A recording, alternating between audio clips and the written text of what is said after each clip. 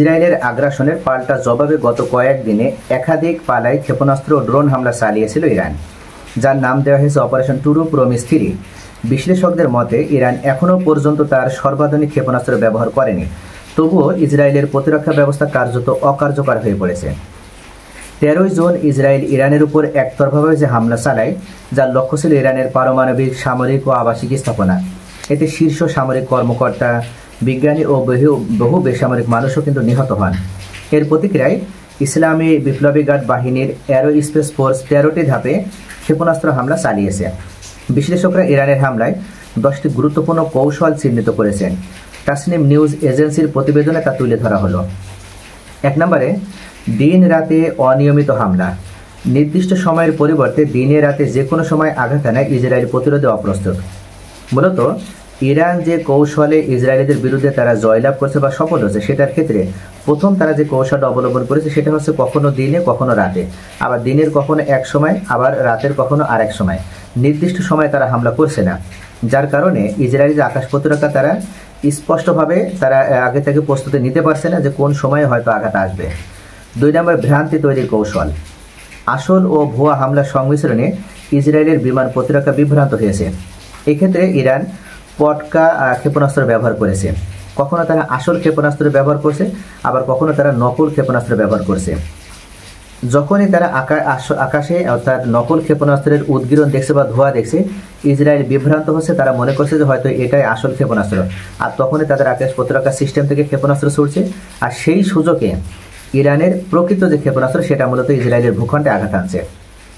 3 নম্বরে, বিভিন্ন অস্ত্রের ব্যবহার। একসঙ্গে ব্যালিস্টিক ক্ষেপণাস্ত্র, আত্মঘাতী ড্রোনও ব্যবহার করা হয়েছে। অর্থাৎ যখন ক্ষেপণাস্ত্র নিক্ষেপ করা হচ্ছে সেই সময় আবার একই সাথে ড্রোনও ব্যবহার করছে ইরান। তাদের যে সুইসাইড ড্রোন রয়েছে, যেমন আত্মঘাতী যে ড্রোন রয়েছে, এই ড্রোন ব্যবহার করছে এবং ক্ষেপণাস্ত্র ব্যবহার করার মাধ্যমে দুই দিক থেকে তারা ইসরায়েলের যে আকাশ প্রতিরক্ষা সিস্টেম তাদেরকে বিভ্রান্ত করছে। 4 নম্বরে, আধুনিক প্রতিরক্ষা ভেদ। থার্ড, আয়রন ডোম ও ডেভিড সিলিংয়ের মতো অতি উন্নত প্রতিরক্ষা ব্যবস্থা ব্যর্থ হয়েছে।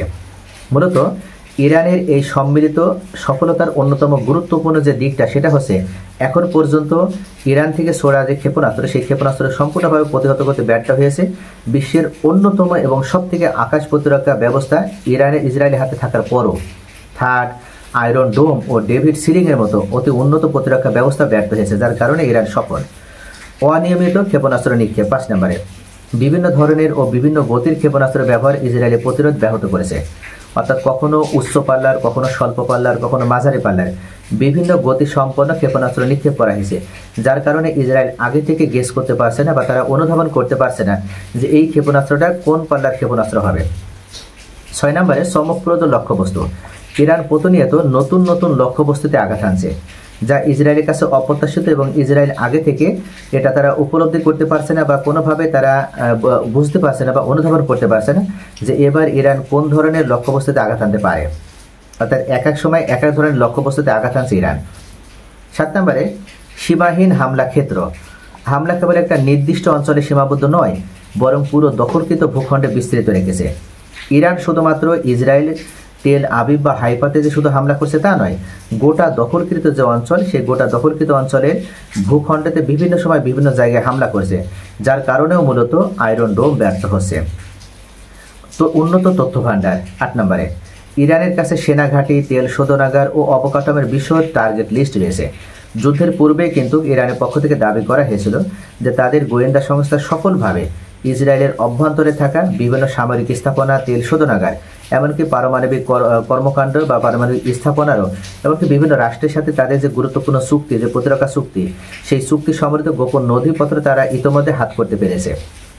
এবং 9 নম্বরে, ভয় দেখানো। ইরান স্পষ্ট করে দিয়েছে দখলকৃত ফিলিস্তিনের কোনো এলাকায় আর নিরাপদ নয়।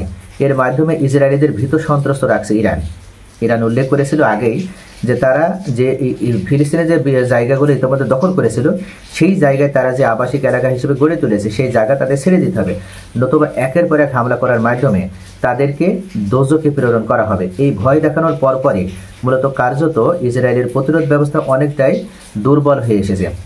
10 নম্বরে, নতুন অস্ত্র গোপন। ইরান এখনও তার সবচেয়ে আধুনিক ক্ষেপণাস্ত্র ব্যবহার করেনি, ভবিষ্যতেও এটা ইসরায়েলের জন্য একটা চমক দেবে।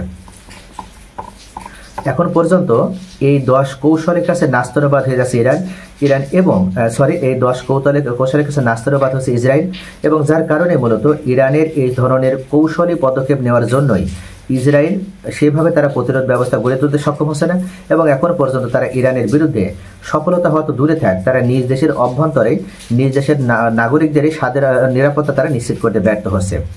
আবার তারা উল্লেখ করছে যে তারা ইরানে আক্রমণ করে, ইরানের আকাশ প্রতিরক্ষা ভেদ করে তারা ইতিমধ্যে ইরানে সফলভাবে আক্রমণ করতে সক্ষম হয়েছে। এটা করার পরও তারা কিন্তু নিজ দেশের অভ্যন্তরে সেভাবে নিরাপত্তা বা প্রতিরোধ ব্যবস্থা গড়ে তুলতে ব্যর্থ হওয়ার কারণে এই যুদ্ধে এখন পর্যন্ত একের পর ইরানের কাছে নাস্তানুবাদ হচ্ছে ইসরায়েল। সকলে ভালো থাকুন। Thanks for watching.